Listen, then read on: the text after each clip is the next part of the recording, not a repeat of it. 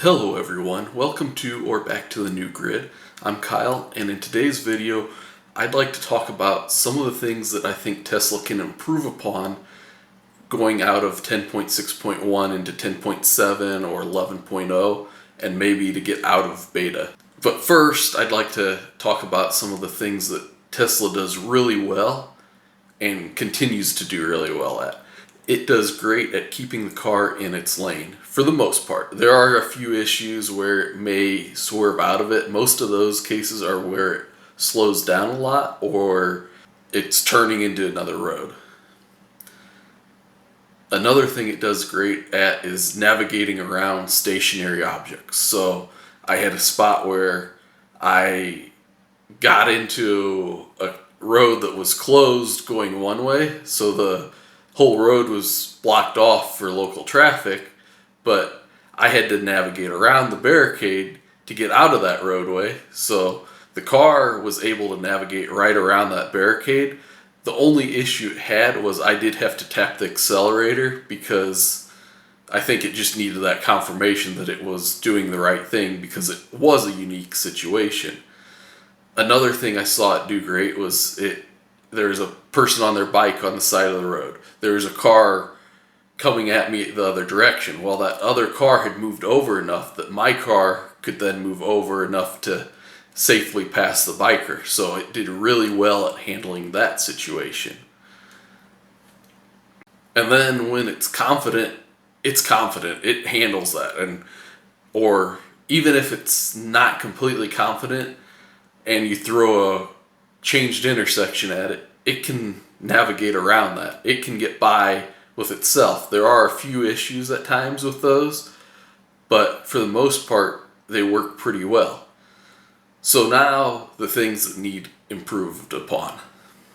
So first, I'd have to say phantom braking. Well, that comes down to object detection, and I'll put a card in the corner to my video breakdown on that, but it basically is detecting certain objects as people and takes extra precautions by slowing down or moving over to go around them. And that's something that needs addressed. So it needs more training data, and I'm sure that they're getting it to successfully detect that, hey, this is not a person, it's a mailbox, so that they can continue on without having these phantom braking issues.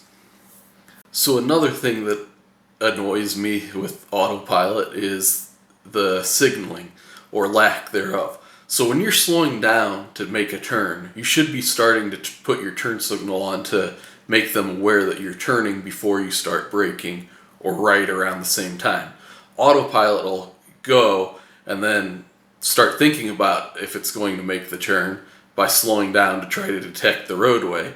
And once it finally establishes that there's a roadway there, then it turns its light on to signal, which is kind of reverse of what we would do.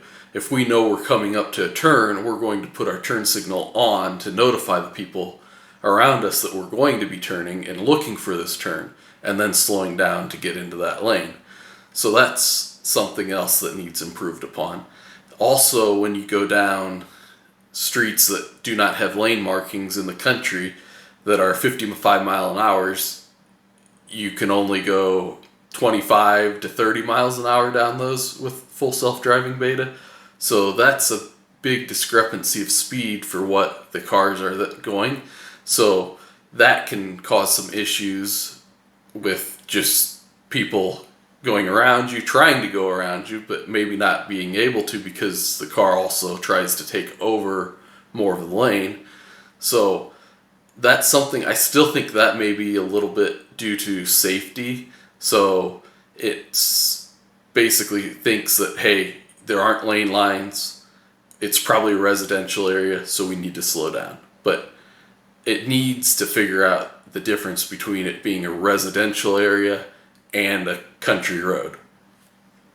So one final thing that really bothers me is the blinky yellow lights. It will not go through those at all. I know that Chris from Dirty Tesla had said that it used to go through those just fine, but now 10.6.1 and basically any version that I've had has not went through those blinky yellow lights, and that's something that I don't like because there's usually cars behind me waiting to go through them, and I'm holding them up because Beta won't go through them.